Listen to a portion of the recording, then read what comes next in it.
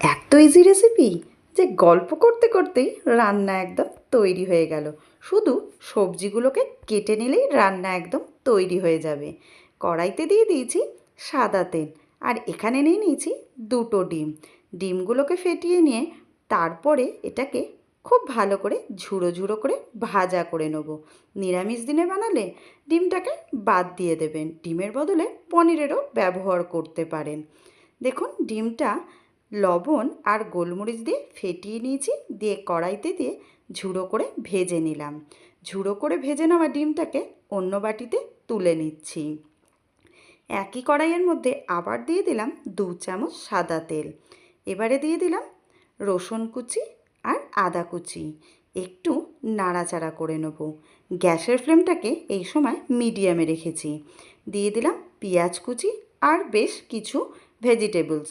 তার মধ্যে দিয়ে দিয়েছি গাজর, বিনস, ক্যাপসিকাম, বাঁধাকপি আর কাঁচা লঙ্কা কুচি। ব্যাস, এবারে খুব ভালো করে ভেজে নেবো সব সবজিগুলোকে। সবজিগুলোকে ভাজার সময় কিছু গুঁড়ো মশলা তার মধ্যে দিয়ে দিলাম। গুঁড়ো মশলা দিয়ে গ্যাসের ফ্লেমটাকে মিডিয়ামে রেখে খুব ভালো করে ভেজে নিচ্ছি, যতক্ষণ না পর্যন্ত সবজিগুলো ভালো করে ভাজা হয়ে যাচ্ছে। সবজিগুলো দেখুন সুন্দর ভাজা হয়ে গেছে।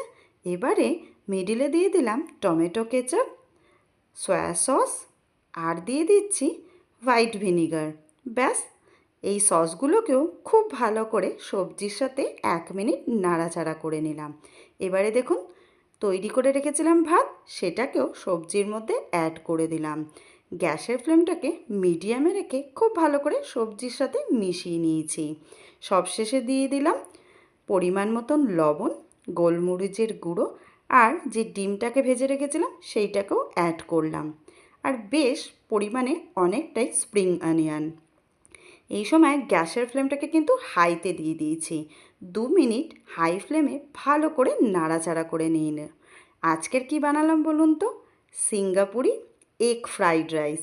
রেসিপিটা কেমন লাগলো অবশ্যই আমাকে কমেন্টে জানাবেন, আর ভালো লাগলে চ্যানেলটাকে সাবস্ক্রাইব করে নেবেন।